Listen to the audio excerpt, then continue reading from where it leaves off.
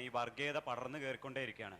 പക്ഷേ ഞാനിപ്പോൾ കഴിഞ്ഞ ഇലക്ഷൻ്റെ സമയത്തൊക്കെ ശ്രദ്ധിച്ചു, ഈ അയോധ്യ ക്ഷേത്രത്തിൻ്റെ ഉദ്ഘാടന സമയത്തൊക്കെ അതിൻ്റെ ആ ചരിത്രത്തെ മറന്നുകൊണ്ട് ഞങ്ങൾക്ക് ഉദ്ഘാടനം ചെയ്യണം, അല്ലെങ്കിൽ ഞങ്ങളാണ് ഏറ്റവും വലിയ വർഗീയവാദി എന്ന് പറഞ്ഞുകൊണ്ട് ഇന്ത്യയിലെ രാഷ്ട്രീയ പാർട്ടികൾ വോട്ട് പിടിച്ചുകൊണ്ടിരിക്കുകയാണ്. സങ്കടവശാൽ എല്ലാ രാഷ്ട്രീയ പാർട്ടികളും, ഇടതും വലതും എല്ലാ രാഷ്ട്രീയ പാർട്ടികളും ഈ ഒരു കോൺടെക്സ്റ്റിൽ നിന്നുകൊണ്ട് ഞാനാണ് ഏറ്റവും വലിയ വർഗീയവാദി എന്ന് പറഞ്ഞ് വോട്ട് പിടിക്കുകയാണ്. എൻ്റെ ഒരു ആശങ്ക ഇതാണ്, നമുക്ക് ഇതിൽ നിന്ന് എന്തെങ്കിലും രക്ഷപ്പെടാൻ പറ്റുമോ?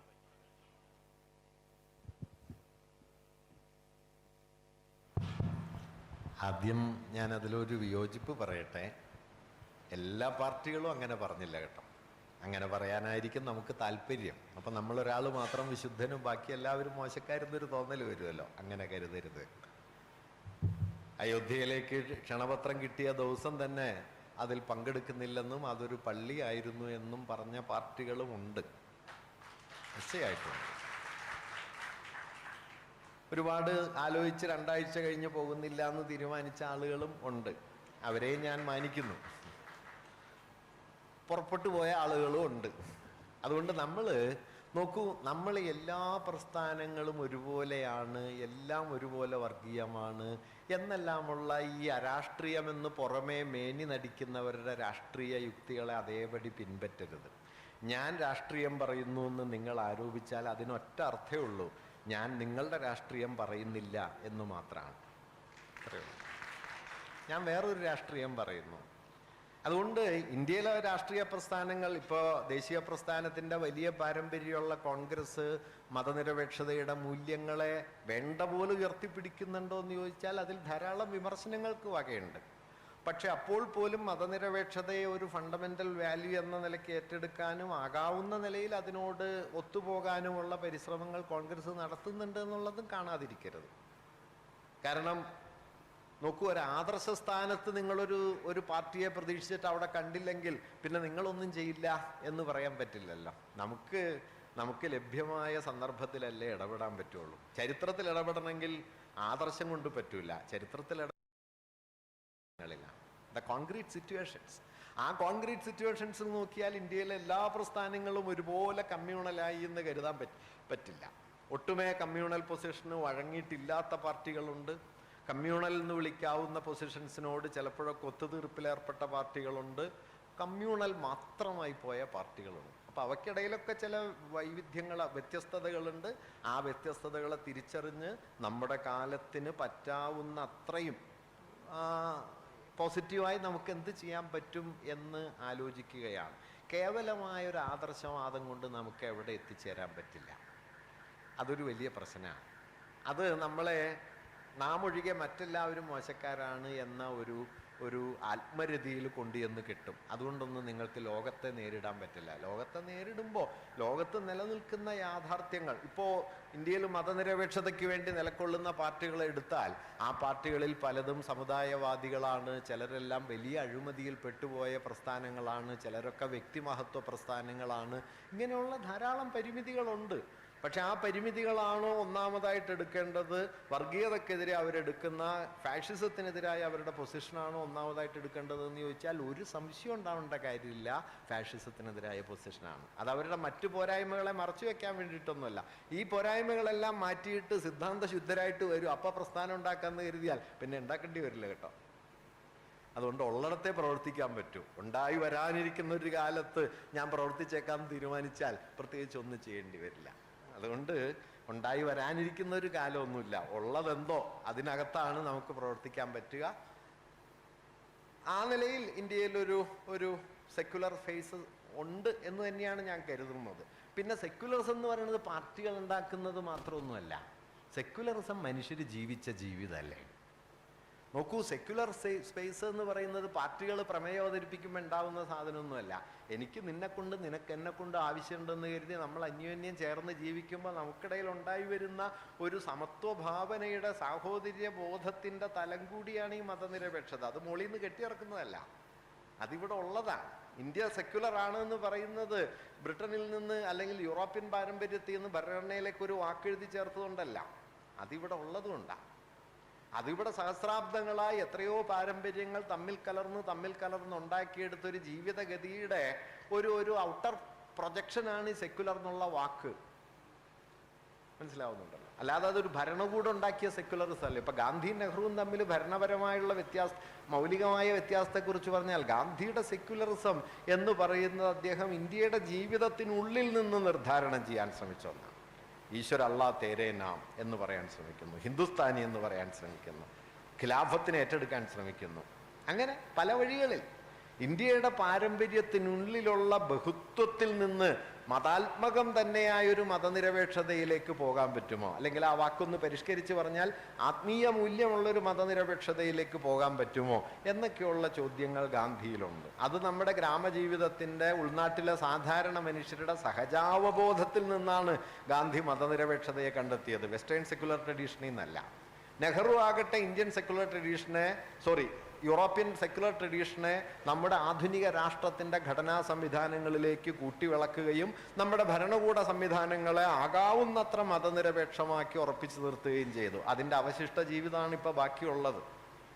അവശിഷ്ട ജീവിതം എന്ന് പോലും പറയാനുണ്ടോ എന്ന് അറിഞ്ഞുകൂടാ. അയോധ്യ വിധി എഴുതാനായിട്ടിരുന്നപ്പോൾ രാമനെ പ്രാർത്ഥിച്ചു എന്നും ദൈവവിളി കൊണ്ട് ഇങ്ങനെ എഴുതിയെന്നാണ് സുപ്രീം കോടതി ചീഫ് ജസ്റ്റിസ് പറയുന്നത്. അങ്ങനെ ഒരു ചീഫ് ജസ്റ്റിസിൻ്റെ കാലത്ത് നമ്മൾ ജീവിക്കുന്നു. നോക്കൂ, 989 പാർലമെന്റ് പാസാക്കിയ നിയമം ഇരിക്കുന്നു. 47 ഓഗസ്റ്റ് 15 ഇന്ത്യയിൽ ആരാധനാലയങ്ങളുടെ സ്ഥിതി എന്താണോ അതിലൊരു മാറ്റവും വരുത്തിക്കൂടാ, ബാബറി മസ്ജിദ് ഒഴികെ എന്ന നിയമം ഇന്ത്യൻ പാർലമെന്റ് പാസാക്കി നിയമമായിട്ട് നിൽക്കെയാണ് അലഹബാദ് കോടതി ഗ്യാൻവാബി പള്ളി കുഴിച്ചു നോക്കാനായിട്ട് ഉത്തരവിടുന്നത്. അതിനെതിരെ അലഹബാദ് ഹൈക്കോടതിയിൽ വിധി വരുന്നു, കേസ് വരുന്നു, ഹൈക്കോടതി അപ്രൂവ് ചെയ്യുന്നു, സുപ്രീം കോടതി അപ്രൂവ് ചെയ്യുന്നു. ഇന്ത്യൻ പാർലമെന്റ് പാസാക്കിയ നിയമം അപ്പുറം ഇരിപ്പുണ്ട്. ആ നിയമത്തെ നഗ്നമായി ലംഘിക്കാനായിട്ട് ശ്രമം നടക്കുന്ന സമയത്ത് അതിന് പിന്തുണ കൊടുക്കുന്ന സംവിധാനങ്ങളായിട്ട് നമ്മുടെ കോടതികൾ മാറിത്തീരുന്നിടത്താണ് നെഹ്റുവൊക്കെ ഉയർത്തിക്കൊണ്ടുവരാൻ ശ്രമിച്ച വലിയ പാരമ്പര്യത്തിന് എന്ത് സംഭവിക്കുന്നു എന്ന ചോദ്യമുള്ളത്. ഞാൻ പറഞ്ഞതെന്താ വെച്ചാൽ, ഭരണകൂടം സെക്യുലർ ആയതുകൊണ്ട് മാത്രം ഒരു സൊസൈറ്റി സെക്യുലർ ആവില്ല. സോഷ്യലി സെക്യുലർ എന്ന് പറയുന്നത് സമൂഹത്തിൻ്റെ സഹജാവബോധത്തിൽ മതനിരപേക്ഷമായ ഒരു സ്നേഹഭാവം വരണം, സാഹോദര്യഭാവം വരണം. ആ സാഹോദര്യഭാവത്തിലേക്കായിരുന്നു ഗാന്ധിയുടെ ഉന്നൽ. ഭരണകൂടത്തിൻ്റെ സെക്യുലറൈസേഷൻ എന്നതിലായിരുന്നു നെഹ്റു ശ്രമിച്ചത്. രണ്ടും പരസ്പരം ചേർന്ന് വരേണ്ടതാണ്. നിർഭാഗ്യവശാൽ രണ്ടും ഇല്ലാത്ത അവസ്ഥയിലാണ് ഇപ്പം നമ്മൾ നിൽക്കുന്നത്. അതുകൊണ്ട് നമ്മളിത് നോക്കണം. സാറേ, ഒരു അഭിപ്രായം. ഒന്ന്, നമ്മൾ ഈ പരിപാടിക്ക് വരുമ്പോൾ, ഇന്നിപ്പോൾ രാവിലെ മാഷയുടെ ഒരു വർത്തമാനം കേൾക്കാൻ വരുമ്പോൾ ഉണ്ടായിരുന്ന ഒരു ആശങ്ക അവസാനിപ്പിച്ചുകൊണ്ടാണ് മാഷയുടെ സംസാരം തുടങ്ങിയത് തന്നെ. ഗാന്ധിയോ അംബേദ്കറോ എന്ന ചോദ്യം, ആ ചോദ്യം തന്നെ അല്ല, ഗാന്ധിയും അംബേദ്കറും എന്ന് പറഞ്ഞുകൊണ്ടാണ് മാഷ് തുടങ്ങിയത്. ഞങ്ങളുടെ ആശങ്ക മാറ്റിയതിന് ആദ്യമേ ഒരു സന്തോഷം രേഖപ്പെടുത്തുകയാണ്. രണ്ടാമത്, ഇവിടെ ഫാസിസത്തെക്കുറിച്ചിട്ടുള്ള നിരവധിയായിട്ടുള്ള നിർവചനങ്ങൾ മാഷ് പറഞ്ഞു. അതിൻ്റെ വിശദാംശങ്ങളില്ല, മാഷ് അത് നല്ലോണം തന്നെ പറഞ്ഞിട്ടുണ്ട്. അത് വെച്ചുകൊണ്ട്, അല്ലെങ്കിൽ ഫാഷിസവുമായി ബന്ധപ്പെട്ടുകൊണ്ടുള്ള നിർവചനങ്ങളെല്ലാം പരിശോധിച്ചുകൊണ്ട് ഇന്ത്യൻ ഭരണകൂടത്തിൻ്റെ ഫാഷിസ്റ്റ് സ്വഭാവത്തെ നമുക്ക് എത്രമാത്രം ലക്ഷണമൊത്ത പാകപ്പെട്ട ഒരു ഫാഷിസ്റ്റ് ഭരണകൂടമെന്ന് നമുക്ക് നിർവചിക്കാൻ കഴിയുമോ? ഒന്ന്. രണ്ട്, നമ്മളിവിടെ ചർച്ച ചെയ്യപ്പെട്ട ഗാന്ധിയും അംബേദ്കറും സമകാലികമായി വലിയ ചർച്ചയ്ക്ക് വിഷയമായി കൊണ്ടിരിക്കുകയാണ്. ഇപ്പൊ കഴിഞ്ഞ ദിവസത്തെ ഇന്ത്യൻ പാർലമെന്റിനകത്ത് ദിവസങ്ങളിലൊക്കെ തന്നെ അംബേദ്കർ വലിയ ചർച്ചയാവുന്നു, ഗാന്ധി ചർച്ചയാവുന്നു. ഗാന്ധി തന്നെ ഈ പറയുന്ന ഭരണകൂടം ഇതിൻ്റെയൊക്കെ വക്താക്കളായി മാറുന്നു. ഈ കാലഘട്ടത്തിൽ ഗാന്ധിയും അതുപോലെ തന്നെ അംബേദ്കറും ഉൾപ്പെടെയുള്ള നമ്മൾ ചർച്ച ചെയ്യപ്പെട്ട ഈ വിഷയങ്ങൾ എങ്ങനെയാണ് യഥാർത്ഥത്തിൽ ഫാഷിസത്തിനെതിരായിട്ടുള്ള പോരാട്ടത്തിൽ ഇന്ന് ഇന്ത്യയിൽ അതൊരു പ്രതീകമായി, അല്ലെങ്കിൽ അതിനെ നമുക്ക് ഉപയോഗപ്പെടുത്താൻ സാധിക്കുക? അത് വേണ്ടത്ര ഉയർന്നു വരുന്നുണ്ടോ എന്ന തർക്കം മാഷിയോട് ഉന്നയിച്ചിട്ടുണ്ട്. അതെങ്ങനെ നമുക്ക് ഉപയോഗപ്പെടുത്താൻ കഴിയും?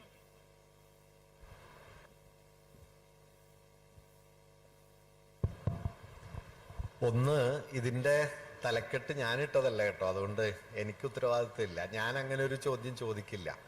ഗാന്ധിയോ അംബേദ്കറോ എന്ന സ്വർണ്ണ ക്വസ്റ്റ്യൻ എനിക്കില്ല. ഞാനത് ദീർഘകാലമായി നമ്മുടെ നാട്ടിൽ നടക്കുന്ന ഈ പോളമിക്കലായിട്ടുള്ള താർക്കികമായ പുറന്തള്ളലുകൾക്കെതിരെ സംസാരിക്കുകയും അതിൻ്റെ പേരിൽ സുഹൃത്തുക്കളെന്ന് കരുതുന്നവരിൽ നിന്ന് തന്നെ ധാരാളം ചീത്ത കേൾക്കുകയും ചെയ്യുന്ന ഒരാളാണ്. അതുകൊണ്ട് അതിന് ഞാൻ ഉത്തരവാദിയല്ല. രണ്ടാമത്തത്, ഈ ഇപ്പം പറഞ്ഞ ആദ്യത്തെ ചോദ്യം എന്തായിരുന്നു? അത് ഞാൻ വിട്ടുപോയി. യെസ്.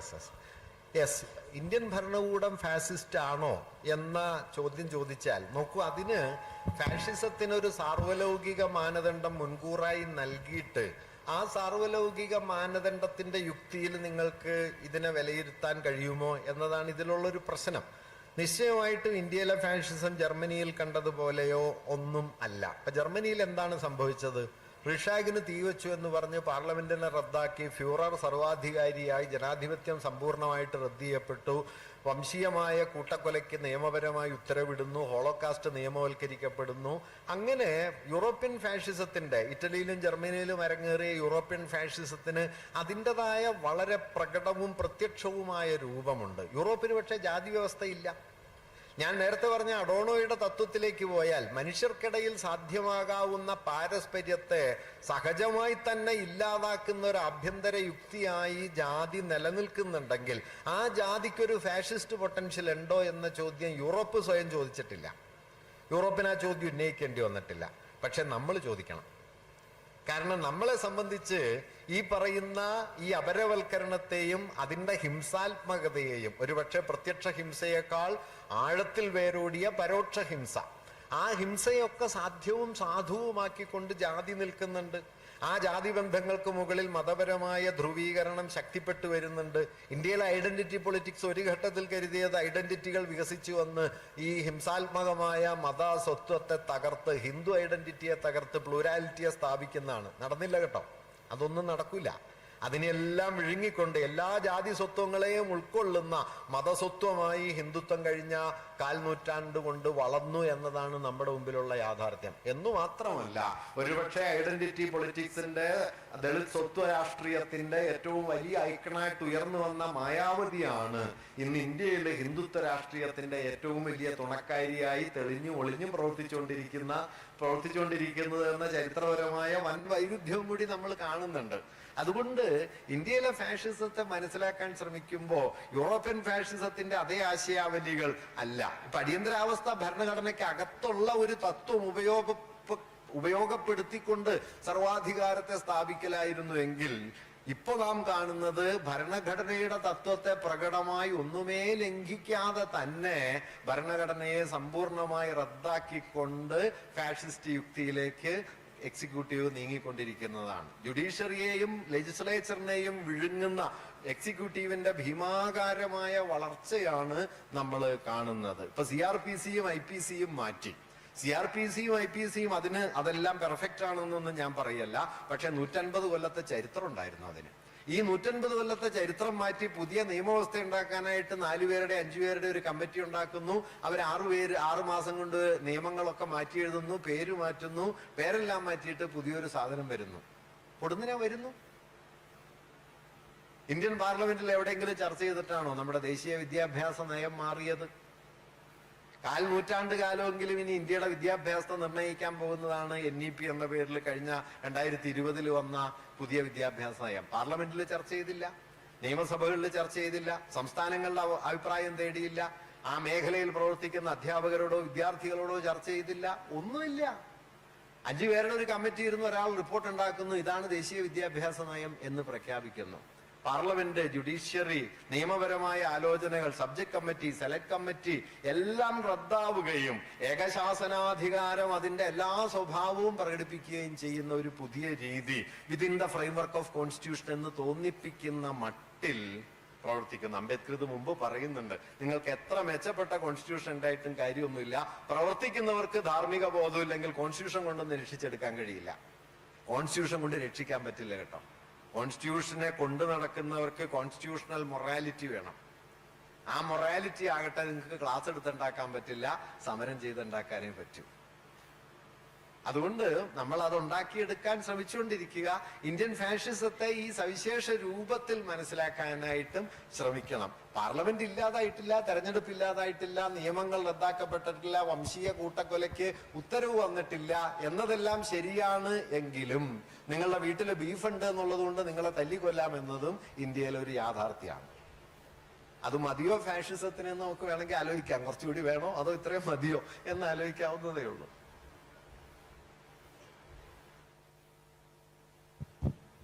മാഷ് പറഞ്ഞപ്പോഴ് 1900 1947 കൽക്കത്തയിലും ദില്ലിയിലും ഗാന്ധിജി നിരാഹാര സത്യാഗ്രഹം നടന്ന് വളരെയധികം വർഗീയ ലഹളകൾ കുറയ്ക്കാൻ സാധിച്ചെന്ന് പറഞ്ഞു.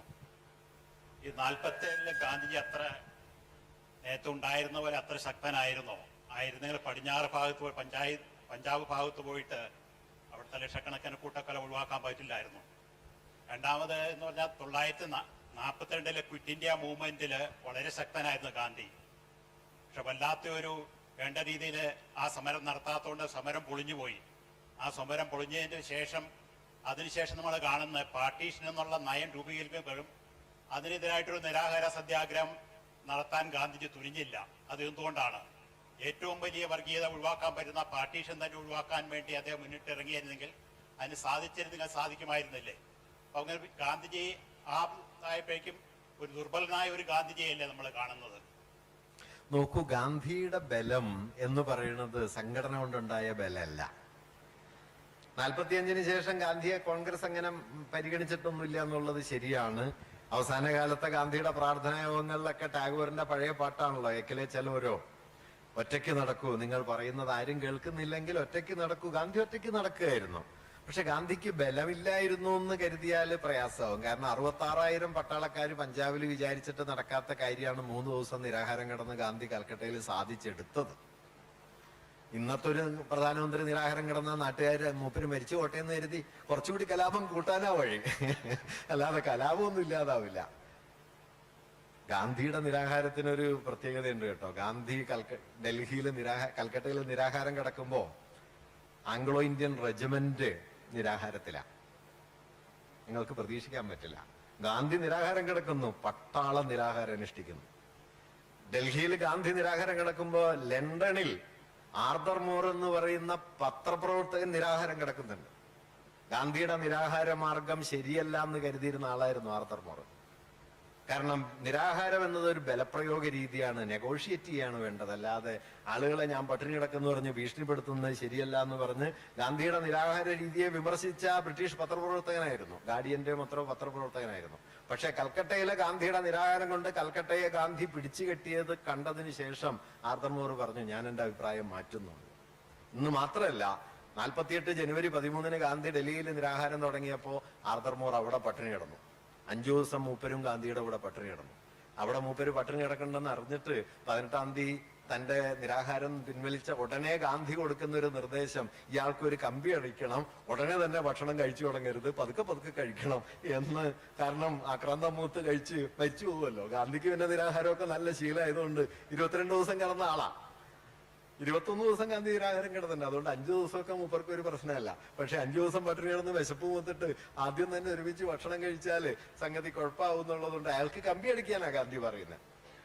അയാൾ മറുപടി അയക്കുന്നുണ്ട് കേട്ടോ, ഒരല്പം വൈൻ കഴിച്ച് ഞാൻ എന്റെ നിരാഹാരം മുറിച്ചു എന്ന് പറഞ്ഞ് ആർതർ മോർ ഗാന്ധിക്ക് കത്തെഴുതുന്നുണ്ട്. നോക്കൂ, അങ്ങനെ ഗാന്ധിയുടെ ധാർമ്മിക ബലത്തെ നമ്മൾ കുറച്ച് കണ്ടുകൂടാ. 66,000 പട്ടാളക്കാർ പഞ്ചാബിൽ വിചാരിച്ചിട്ട് നടക്കാതിരുന്ന ഒരു കാര്യം, ഒറ്റയ്ക്കൊരാള് 50 റാത്തല് തൂക്കമുള്ള 78 വയസ്സെത്തിയ മരിക്കാൻ ഏതാനും ദിവസം ബാക്കിയുള്ള ഒരാൾ നിരാഹാരം കിടന്ന് സാധിച്ചെടുത്തു എന്നതിനെ കുറഞ്ഞ ബലമായിട്ട് കാണരുത്. ബലം എന്ന് പറയുന്നത് സംഘടന കൊണ്ട് മാത്രം ഉണ്ടാവണതല്ല, അപാരമായ ധാർമ്മിക ശക്തി കൊണ്ടും ബലം ഉണ്ടാവും. ആ ബലം ഏറ്റവും കൂടുതൽ ഉണ്ടായിരുന്ന ഒരു ഗാന്ധി 45 മുതലുണ്ട്.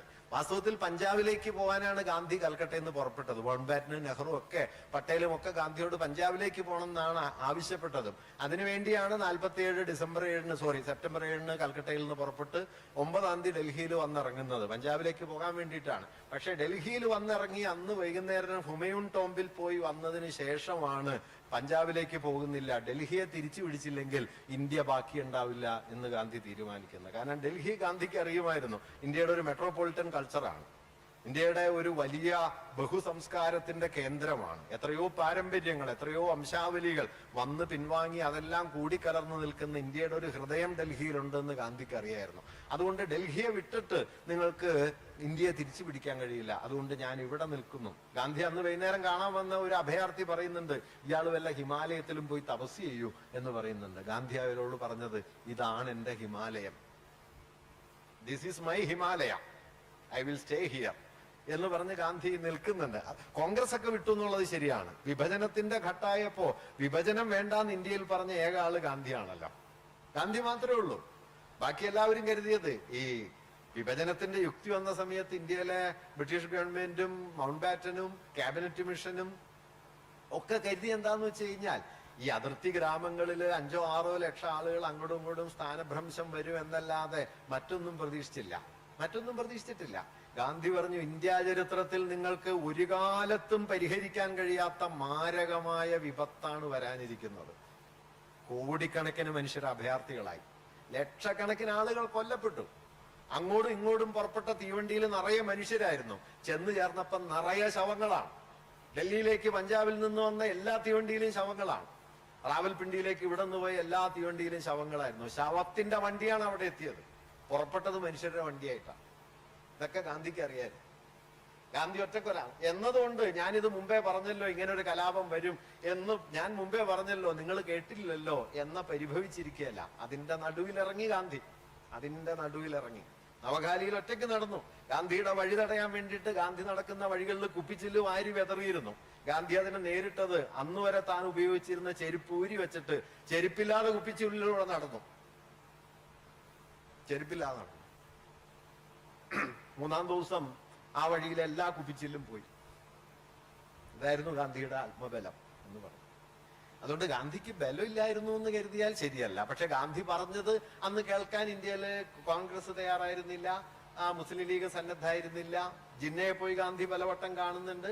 പക്ഷെ ദേശീയ പ്രസ്ഥാനം ഒരു ഹിന്ദു പ്രസ്ഥാനമാണ് എന്ന ഒരു നിലപാടാണ് ജിന്ന ആദ്യം മുതലല്ല, 1940 വിഭജനം അവര് സ്വീകരിക്കുന്ന ഒരു നിലപാടായിട്ട് എടുക്കുന്നത്. അതുകൊണ്ട് ജിന്ന വഴങ്ങുന്നില്ല എന്നുള്ള ഘട്ടത്തിൽ കോൺഗ്രസും ആ ഒരു നിലപാടിലേക്ക് എത്തി.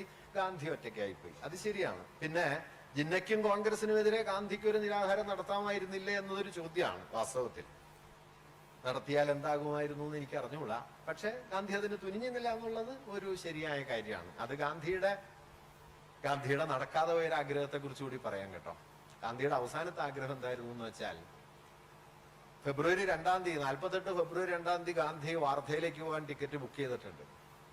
ഒരാഴ്ച അവിടെ താമസിച്ച് 10 തിരിച്ചു വന്നിട്ട് അഭയാർത്ഥികളായി ഇന്ത്യയിലേക്ക് വന്ന മുഴുവൻ ഹിന്ദുക്കളെയും കൂട്ടി ലാഹോറിലേക്ക് സമാധാന യാത്ര. ലാഹോറിലും പാകിസ്ഥാനിലും അഭയാർത്ഥികളായി ചെന്ന് പെട്ട ഇന്ത്യയിലെ മുഴുവൻ ഹിന്ദുക്കളെയും ചേർത്ത് മുസൽമാന്മാരെയും ചേർത്ത് ഇന്ത്യയിലേക്ക് തിരിച്ചൊരു സമാധാന യാത്ര. ഇതിന് അനുവാദം ആവശ്യപ്പെട്ട് അദ്ദേഹം ജിന്നയ്ക്ക് കത്തെഴുതിയിരുന്നു. ജിന്ന അനുവാദം കൊടുത്തിരുന്നില്ല. ഏതെങ്കിലും മുഖ്യമന്ത്രി അനുവദിച്ചാൽ താൻ ഫെബ്രുവരി 15 ആ സമാധാന യാത്ര ആരംഭിക്കും എന്ന് ഗാന്ധി പ്രഖ്യാപിച്ചിരുന്നു. അതിനൊന്നും തുനിയുന്നതിന് മുമ്പ് 30 ജനുവരി 30 വൈകിട്ട് 5:17 ഗാന്ധി പിൻവാങ്ങി. അതുകൊണ്ട് ഗാന്ധിക്ക് ബലമുണ്ടായിരുന്നു. ആ ബലം പക്ഷെ ഇന്ത്യയുടെ സാമൂഹ്യ ചരിത്രത്തെ ആകമാനം ഒറ്റയ്ക്കൊരാൾക്ക് തിരുത്താൻ പറ്റുന്ന ബലമൊന്നും ആയിരുന്നില്ല എന്ന് നമുക്ക് മനസ്സിലാക്കാം. സാർ, എനിക്ക് ഒരു സാമൂഹ്യ ചരിത്ര വിദ്യാർത്ഥി എന്നുള്ള നിലയിൽ കേരളത്തിലെ താങ്കളുടെ എഴുത്തുകളും പ്രഭാഷണങ്ങളും വളരെ സൂക്ഷ്മമായി കാലങ്ങളായി ശ്രദ്ധിക്കുന്ന ഒരാളാണ് ഞാൻ. എനിക്കിവിടെ ഉന്നയിക്കാനുള്ളത് വളരെ അടിസ്ഥാനപരമായ ഒരു പ്രശ്നമാണ്.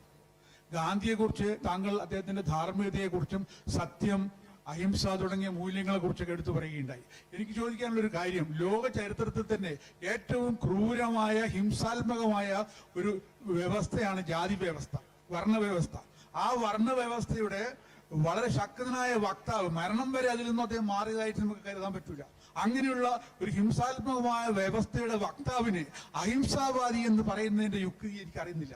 മറ്റൊന്ന്, അദ്ദേഹത്തിന്റെ ധാർമ്മിക മൂല്യം അതും വളരെ വിചിത്രമാണ്. കാരണം ഈ രാജ്യത്തെ മനുഷ്യരുടെ പരിഗണന പോലും കിട്ടാത്ത ഒരു വലിയ സമൂഹത്തിന്റെ രാഷ്ട്രീയ സ്വയം നിർണാവകാശത്തിനെതിരെ മരണം വരെ പൂനെയിൽ നിരാഹാരം നടത്തിയ ഒരു മനുഷ്യന്റെ ധാർമ്മിക ശക്തിയെ കുറിച്ചിട്ട് വാസ്തവത്തിൽ എന്താണ് താങ്കൾ ധാർമ്മികത കൊണ്ട് മോറൽ പവർ എന്ന് ഉദ്ദേശിക്കുന്നുള്ളത് വിചിത്രമാണ്. മറ്റൊന്ന്, ഈ ധാർമ്മികതയും സത്യത്തെ കുറിച്ചുള്ളതാണ്. ഇപ്പോ ഇന്ത്യ കണ്ട ഏറ്റവും ക്രിമിനലായ ഒരു വയലൻസിന്റെ പൊളിറ്റിക്കൽ ടെക്സ്റ്റായ ഗീത, ആ ഗീതയിൽ അഹിംസ കണ്ടെത്തിയ ഒരു മനുഷ്യൻ പറയുന്ന കള്ളം, ഇത്തരം കള്ളത്തിലുള്ള ഒരു മനുഷ്യനെ അയാൾ മഹാത്മ്യം കണ്ടെത്തുന്നതിന്റെ ലോജിക്ക് എന്താണെന്ന് 4ാം വർണ്ണക്കാരനായ താങ്കൾ വിശദീകരിക്കണമെന്ന് എനിക്ക് പറയാനുണ്ട്. താങ്കളുടെ ഈ നിലപാട് സത്യത്തിൽ ഭൗതികമായ അഴിമതിയും എന്ന് മാത്രമല്ല ഭൗതികമായ വ്യഭിചാരം എന്നുകൂടി എനിക്ക് പറയാൻ തോന്നുന്നുണ്ടെങ്കിൽ താങ്കൾ സാംസ്കാരിക സംഘികളുടെ കൂട്ടത്തിൽ ഒരാളായിട്ട് പോലും തെറ്റിദ്ധരിക്കാൻ ഇടവരുന്നുണ്ട്. അതുകൊണ്ട് ഇക്കാര്യം താങ്കൾ വിശദീകരിക്കുമെന്ന് ഞാൻ പ്രതീക്ഷിക്കുന്നു. നോക്കൂ, എന്നെ ഇപ്പോ താങ്കൾ ഒരു വർഗീയവാദിയായി കണ്ടു എന്നതുകൊണ്ട് എനിക്ക് പ്രത്യേകിച്ച് ക്ഷോഭമൊന്നുമില്ല. താങ്കൾ അങ്ങനെ പറയുന്നത് കേട്ട് ഞാൻ ക്ഷോഭിക്കും എന്ന് പ്രതീക്ഷിക്കുകയും ചെയ്യരുത്. ഇതിനേക്കാൾ വലിയ തെറിവിളികൾ മിക്കവാറും എല്ലാ ദിവസവും കേട്ടുകൊണ്ടാണ് സംഘികൾക്കെതിരെ ഞാൻ നിലപാടെടുക്കുന്നത്. അതുകൊണ്ട് ഇതൊരു പുതിയ കാര്യമല്ല. പ്രശ്നം എന്താന്ന് വെച്ചാൽ, താങ്കൾ പറഞ്ഞതിലൊരു ശരിയുണ്ട്. അതെന്താന്ന് വെച്ച് കഴിഞ്ഞാൽ, ഗാന്ധിയുടെ ജാതിയെക്കുറിച്ചും വർണ്ണത്തെക്കുറിച്ചുമുള്ള നിലപാടുകൾ വളരെ വിമർശനാത്മകമായി പരിശോധിക്കേണ്ടതാണ്. പക്ഷെ വസ്തുതാപരമായ ഒരു പിഴവുള്ളത് ജീവിതാന്ത്യം വരെ അദ്ദേഹം മാറ്റിയില്ല എന്ന് പറയുന്നത് വസ്തുതാപരമല്ല, നമ്മുടെ ആഗ്രഹമാണ്. 936 അദ്ദേഹം ജാതി പോകണം എന്ന ശീർഷകത്തിൽ എഴുതിയ ലേഖനത്തെക്കുറിച്ച് ഞാൻ പറഞ്ഞല്ലോ. ജാതിയുടെ നിലപാടുകളെ കുറിച്ചുള്ള അദ്ദേഹത്തിന്റെ ബോധ്യം വർണ്ണത്തെക്കുറിച്ചും അദ്ദേഹം അവസാന ഘട്ടത്തിൽ എടുക്കുന്നുണ്ട്. മതവും രാഷ്ട്രീയവും ഒന്നായിരിക്കണം എന്നതിൽ നിന്ന് മതവും രാഷ്ട്രീയവും പൂർണ്ണമായി വേർപിരിയണം എന്നതിലേക്കുള്ള നിലപാടിൽ അദ്ദേഹം എത്തിച്ചേരുന്നുണ്ട്. I will definitely introduce religion into politics without religion is immoral എന്ന് കരുതുന്ന ഗാന്ധിയിൽ നിന്ന് ഒരൊറ്റ ദിവസം ഈ രാജ്യത്തിന്റെ അധികാരിയായാൽ ഞാൻ ഈ രാജ്യത്തെ മതത്തെയും രാഷ്ട്രീയത്തെയും സമ്പൂർണമായി വേർപെടുത്തുകയാണ് ചെയ്യുക എന്ന് പറയുന്ന ഗാന്ധിയിലേക്ക് ഒരു വഴി കിടപ്പുണ്ട്. ഇതിലേത് ഗാന്ധിയെ നിങ്ങൾക്ക് വേണമെങ്കിൽ എടുക്കാം. ആദ്യത്തെ ഗാന്ധിയെ എടുത്തിട്ട് ഗാന്ധി ഹിന്ദുത്വത്തിന്റെ വക്താവായിരുന്നു എന്ന് പറയാൻ ഒരു പ്രയാസവും ഇല്ല. അവസാനത്തെ ഗാന്ധിയെ മൂടി വെച്ചാൽ മതി. ഞാൻ തുടക്കം മുതൽ പറയാൻ ശ്രമിച്ച ഒരു കാര്യം, ഗാന്ധി വർഗീയവാദിയാണെന്നോ ഗാന്ധി വ്യഭിചാരിയാണെന്നോ അല്ലെങ്കിൽ ഞാൻ വ്യഭിചാരിയാണെന്നോ ഒക്കെ പറയുന്നത് കൊണ്ട് ഇതിനൊരു വിമർശനമാകുമെങ്കിൽ എനിക്കതിൽ തടസ്സമൊന്നുമില്ല കേട്ടോ. ഇപ്പൊ ഞാൻ ധാരാളം വിമർശനങ്ങൾ കേൾക്കുന്ന ആളാണ്. ചിലരൊക്കെ എന്നോട് ചോദിക്കാറുണ്ട്, എന്തുകൊണ്ടാണ് പ്രതികരിക്കാത്തത് ഇതിനൊന്നും. നോക്കൂ, വസ്തുതാപരമായ ഒരു കാര്യം പറഞ്ഞാൽ നമുക്ക് അതിനോട് വസ്തുതാപരമായി പറയാം. ഞാൻ വ്യഭിചാരിയാണെന്ന് ഒരാൾ പറഞ്ഞാൽ പറഞ്ഞ ആളുടെ സന്തോഷം, അതിൽ ഞാൻ എന്തിനാ ക്ഷോഭിക്കുന്നത് എന്നേ ഞാൻ കരുതാറുള്ളൂ. അതുകൊണ്ടൊന്നും ഞാനിപ്പോ എന്റെ ബോധ്യങ്ങൾ തിരുത്തേണ്ടതാണ് എന്ന് കരുതുന്നുമില്ല. ഗാന്ധിക്കും അംബേദ്കർക്കിടയിൽ പരിഹരിക്കാനാവാത്ത ചില നിലപാട് വ്യത്യാസങ്ങളുണ്ട് എന്നുള്ള കാര്യത്തിൽ സംശയമില്ല.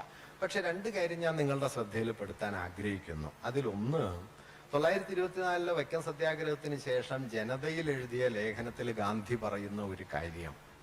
ആ ലേഖനത്തിൽ ഗാന്ധി പറയുന്നത്, ദേശീയ പ്രസ്ഥാനത്തിനകത്ത് ജാതി എന്ന പ്രശ്നത്തെ അഡ്രസ് ചെയ്ത ഒരേ ഒരാൾ ഗാന്ധിയാണ്. ഗാന്ധി ആ വിഷയത്തിൽ നൽകിയ പ്രാധാന്യം വേണ്ടത്ര ഉണ്ടായിരുന്നില്ല എന്നത് ശരിയാണ്. അദ്ദേഹം ഖാദിക്കോ നൂൽക്കലിനോ അദ്ദേഹം നൽകിയ അതേ പ്രാധാന്യം അയിത്തോച്ചാടനത്തിന് അദ്ദേഹം നൽകിയില്ല. കോൺഗ്രസിന്റെ അടിസ്ഥാന അംഗത്വത്തിന്റെ മാനദണ്ഡങ്ങളിലൊന്നായി അയിത്തോച്ചാടനത്തെ ഉൾപ്പെടുത്താൻ ഗാന്ധി തയ്യാറായിരുന്നു എങ്കിൽ നിശ്ചയമായും അത് വളരെ കൂടുതൽ ഫലപ്രദമാകുമായിരുന്നു. ഗാന്ധി അത് ചെയ്തില്ല. അതൊരു പോരായ്മയാണ്. പിന്നീട് അംബേദ്കർ എഴുതുന്ന ഒരു വാക്യം ഇതാണ്, മറ്റുള്ളവർ യാതൊന്നും ചെയ്യാതിരിക്കുന്നു എന്നിരിക്കെ ഗാന്ധി ഇത്രയെങ്കിലും ചെയ്തു എന്നതിന്റെ പ്രാധാന്യം കുറച്ച് കണ്ടുകൂടാ. ഇത് 924 ഗാന്ധി എഴുതുന്നതാണ് കേട്ടോ, അല്ല അംബേദ്കർ എഴുതുന്നതാണ്. നിങ്ങൾക്കിത് മൂടി വെച്ചിട്ട് അംബേദ്കർ ഇങ്ങനെയൊന്നും പറഞ്ഞില്ല എന്ന് കരുതിയാൽ എനിക്ക് പ്രത്യേകിച്ച് അപകടമൊന്നുമില്ല. അതൊക്കെ അവിടെ കിടക്കും. 31 പൂന പാക്ടിന് ശേഷം സെപ്പറേറ്റ് ഇലക്ടറേറ്റ് എന്നതിൽ നിന്ന് ജനറൽ റിസർവേഷൻ എന്നതിലേക്കുള്ള ഷിഫ്റ്റിന്റെ സമയത്ത് അതിനുശേഷം അംബേദ്കർ എഴുതുന്ന കുറിപ്പുകളിൽ അംബേദ്കർ പറയുന്നുണ്ട്, ഈ ഘട്ടത്തിൽ ഗാന്ധി എന്നെ എതിർക്കും എന്നാണ് ഞാൻ പ്രതീക്ഷിച്ചിരുന്നത്. പക്ഷെ എന്നെ അത്ഭുതപ്പെടുത്തിക്കൊണ്ട് ഗാന്ധി എന്നെ പിന്തുണയ്ക്കുകയാണ് ചെയ്തത് എന്ന് അദ്ദേഹം പറയുന്നുണ്ട്.